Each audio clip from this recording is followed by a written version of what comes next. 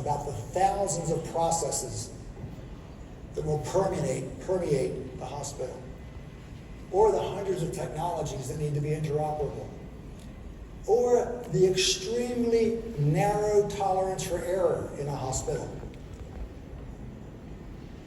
We design and build hospitals like they're hotels. They're not hotels. And what we get for the way we've been doing it in the past, a disproportionately high number of process and communication errors when compared to all other high reliability organizations. The ongoing challenges of interoperability and technology, extremely high cost, failed digital transformations, and we can't integrate any new wonderful digital solutions because the system's already broken and won't accept it. Imagine trying to stick an AI model into one of our currently digitally unfriendly hospitals. It won't fit. So we've been doing some research over the past couple of years on how do we address these problems? What do we need to do with the design process that instead of just having these problems, we look at, we're kind of obsessed with failure. We always go diving into what are the causes of failure so that we can address them. So we shifted the whole process around. There's still an idea, there's still a business plan. However, one of the first considerations, what specific information will every single individual need, from the housekeeper to the thoracic surgeon, in order to do their job? The finance person, everyone. What processes, mapping out every single process, what processes will be necessary to make sure that that happens? Then we consider all of the digital technologies that can be used to support that. And we size the facility, design it.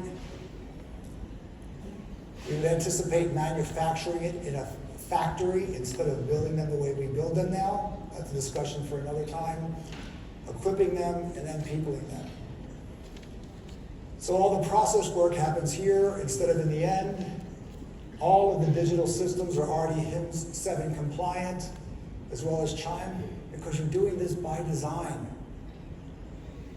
You don't have to go back to an organization.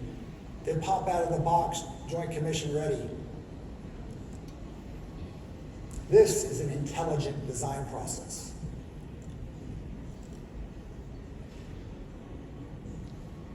We anticipate the various benefits, some of the more interesting ones being, laser's not working, but 30% lower operating cost, 30% less FTE requirements, reduce risk, and you can open the doors in 12 months, maybe. These will be the first truly smart hospitals because they'll be digital by design.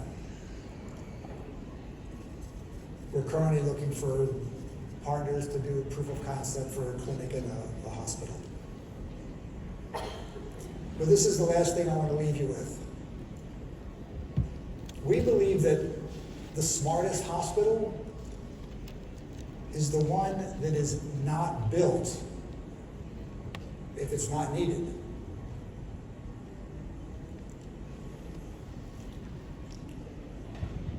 I helped put myself to university. I was working at an insurance company, a professional liability company, Medical Mutual, and I learned a very, very important lesson that I need to share with you because it's related to risk and utilization. We are providing malpractice insurance, and one of the specialties is obstetrics, and they pay enormous professional liability premiums. So the utilization, the number of babies an obstetrician would deliver in a year, there's a sweet spot in the middle where their error rate is the lowest, right? They make the fewest mistakes, if they're delivering within this range.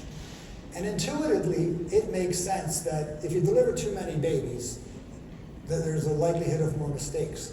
But when I started seeing obstetricians who were not very busy getting charged the same surcharge as someone who was very busy, I learned that the risk of overutilization was a problem, but also there's an inherent risk of underutilization. This tracks across all other specialties and all other industries. I do a lot of work with hospital turnarounds and restructuring in the region and internationally. I've learned firsthand. I go into a failing hospital that's had financial trouble for years. They've not been profitable. There's always problems with staff turnover, delayed payroll, unpaid suppliers resulting in stockouts of critical care items for patients. If a hospital is not profitable, it is a riskier hospital. Rule of thumb is a hospital has to be at 85% utilization to be profitable. In the US, utilization is currently at about 62%. Most US hospitals aren't profitable.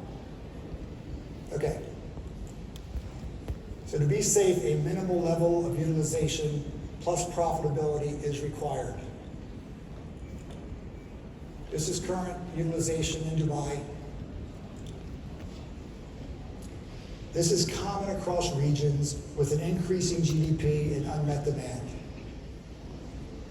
So the key takeaway is when supply surpasses demand, it significantly increases risk to patients, which necessitates what's referred to as a certificate of need. So those people that are supporting and endorsing certificates of need have the patient's best interest at heart. So wherever you're from, please go out and beat the drum for patients like my mom. Quick call to action, because I have a favor to ask of you.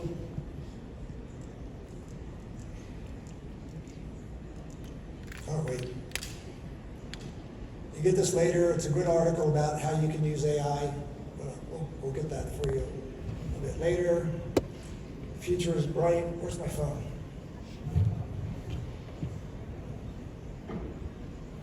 Because I need to ask a favor from everyone.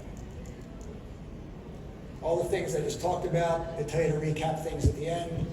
I need to ask a favor. Can I ask one favor real quick? Today is my son Casper's birthday. Would you please say happy birthday to him? Yes. All three?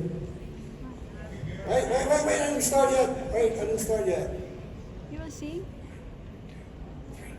Happy birthday, Casper! Great, thank you very much. Sorry I took so long. You can contact me. See you.